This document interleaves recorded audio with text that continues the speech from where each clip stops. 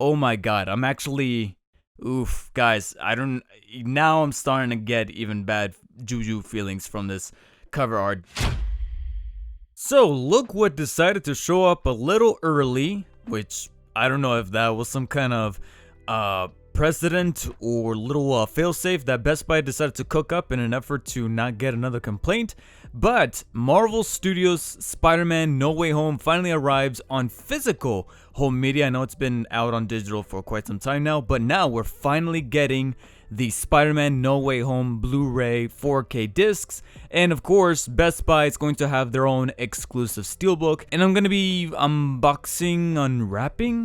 I guess it's technically an unwrapping so that we can take a look at the contents inside. Now, before I continue on, guys, pardon my voice, whether it sounds nasally or rough. I'm getting over a cold right now, but I'd say I'm doing well enough to at least bring you guys this video real quick and tackle the Spider-Man No Way Home Steelbook. So you can kind of see a little bit of the front here. I just don't want to talk about it too much because we're going to get into the nitty-gritty as far as design and architecture and overall quality of the Steelbook as far as what their choices were for the cover as well as the inside and in the back. But for now, you can see that we have two very obvious stickers here on the front. One of them is of course the traditional only at Best Buy exclusive Steelbook, along with another sticker that says over 80 minutes of bonus content, bloopers and gag reels, Spider-Man Unite, and more. Now, I don't know what it is, but I miss the days where they would exaggerate, because right here it says over 80 minutes, right?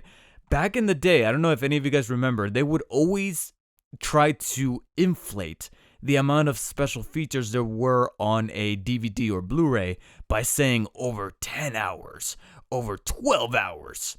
And then eventually over time, I finally caught the wind of their little fake out, their little swindling, because what they would do is that they would take the audio commentaries of the movie and pass those off as special features. So therefore, some of the special features were commentaries. So it's like, okay, there's like 2 or 3 commentaries, and if the movie's 2 hours, then that's 6 hours of content. I'm like, get the fuck out of here. Like, we're not gonna do that. So here they're a little bit more transparent in saying that it's over 80 minutes of bonus content. So that lettering is repeated once more here on the back. Only this time you see the traditional cutout of what it's going to be their natural rear view box art of the 4K release with the Spider-Man No Way Home poster here, except this time they demasked Peter once more by having Tom Holland show his mug right there, as well as the Doc Ock tentacles, Green Goblin there in the back, a quote from one of the critics, as well as a synopsis of the film, which is funny because I can definitely read between the lines and tell that they really want to tell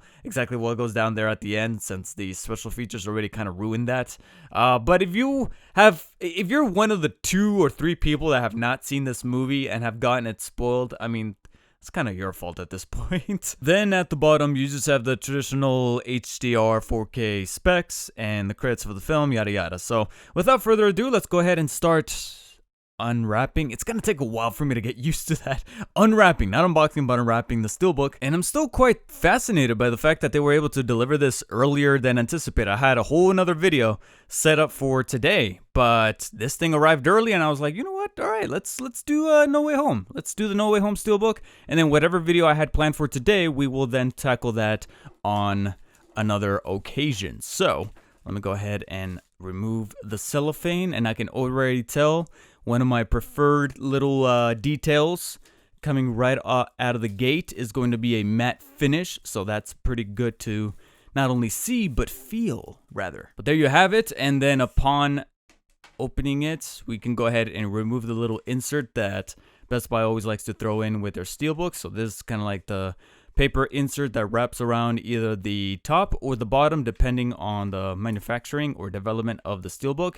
And there is our Spider-Man No Way Home Steelbook. So let's go ahead and talk about the cover here, which has been unveiled for some time. In fact, I was pretty flabbergasted to see how early this thing went up for pre-order. Like literally days after the theatrical release back in December, this thing went up for pre-order, and my spidey sense said, order it, pre-order it now, it's gonna sell out later, and sure enough it did. In a matter of like days, or probably even less than that, probably a handful of hours, this thing was sold out, and it was very difficult to find another set or wave of steelbooks for people to be able to order. So good thing I was able to nab one. Funny thing is though, is that when those pre-orders went live, this artwork went live as well. Usually the artwork that early is still pending, but they had this thing up their sleeves for quite some time.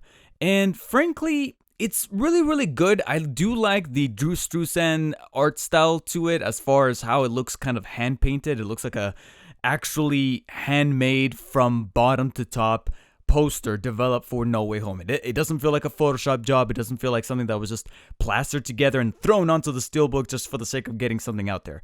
It's almost in line in terms of approach, how they tackled those Venom steelbooks, which is crazy because those movies are a whole beast in and of their own, but I will have to give them credit for those really creative steelbooks. Here, I do appreciate, like I said, the approach of the art style. I just don't know how I feel about the composition. The composition is a little left to be desired for me on a very subjective level. Like I said, I like in terms of the way that the colors pop and their approach to design and the way that it looks, like I said, like a painted actual handcrafted poster. I like that. But to me, there's something about the way that everything looks like it's swirling out of a portal here. I understand the motif because they're coming out of portals after Strange casts a spell. That's what brings the villains onto here. But there's just something about it that, composition-wise, I wish it was just a little bit on the better side. You have some buildings over here on the top right corner with Electro casting his electricity here on the top left. Green Goblin flying out of the portal here in full costume, and then we have Alfred Molina as Doc Ock, and you can blatantly tell from his expression that this is a, I don't want to say screen grab, but the reference material they used for the design of him in this particular poster or overall design for the steelbook is the scene from where he goes, "Hello, Peter," because he's got the exact same expression going on his face. And they stylized his tentacles as, oh my god. Oh my god, I'm actually, oof, guys, now I'm starting to get even bad juju feelings from this cover art, because if we look a little closer, we can see a little bit of a snafu with the tentacles. I was about to say that they stylized his tentacles to look a little more longer, a little bit more, wobbly and more encroaching, like they could have a farther reach. But in doing so, someone messed up. You can blatantly see that the tentacles behind Peter's legs here and the one onto his far right do not line up. Oof, guys, not only do they not line up in terms of orientation, but also in terms of lighting and color. It doesn't line up, guys. Oof. You guys had 3 whole months and you guys couldn't fix that? And before I forget, of course, we have the main character himself, Tom Holland's Peter Parker, wearing the enhanced suit, or the armor enhanced. I can't remember exactly how it's called, but basically it's the costume that he wears towards the climax. That's pretty much a combination of the Iron Spider with the traditional costume that he typically wears. And I actually do like that costume quite a bit, so it's cool to see that they went with that for the main cover here. And he looks pretty dope. He actually doesn't look distorted by this whole portal thing that they got going on in the back. Like I said, I know it's very subjective. I know I'm probably going to be in the minority with this. I just don't know how I feel about this overall composition. I know it's kind of, like I said, modeled after a particular art style of paintings where things look kind of like exaggerated and swirly, but it just doesn't vibe with me 100%. Now, one thing we have to keep in mind, this is only the front of the steelbook. Let's take a look at the other dimensions.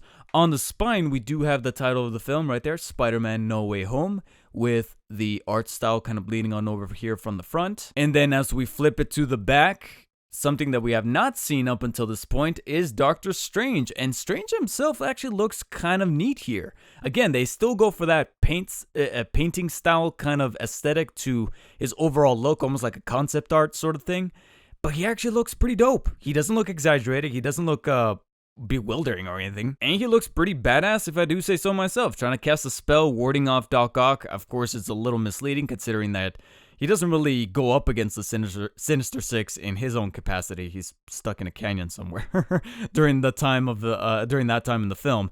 But we do have more of Doc Ock's tentacles kind of seeping on over here. You have his own little portal, Doctor Strange portal going on right there with, again, a little bit more of that distorted kind of black hole motif with the different little buildings here from the distorted cityscape there. So a similar motif from the front, except because of it being a bit more minimal than the front with the lack of the villains, I'd say, to me personally, it works a little bit better. I do know that looking at it as if it was like on the shelf or whatever, it definitely stands out as a very collectible centerpiece. I just, like I said, subjectively, I don't know how I feel about this style of artwork going on right here. Of course, that's only the outside. Let's take a look at the inside.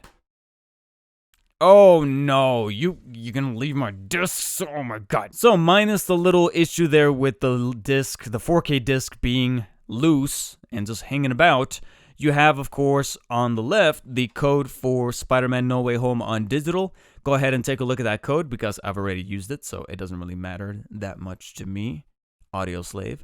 And then on the inside, kind of disappointing, to be quite brutally honest, because I was really pulling for hopefully something to hint at the three Peters.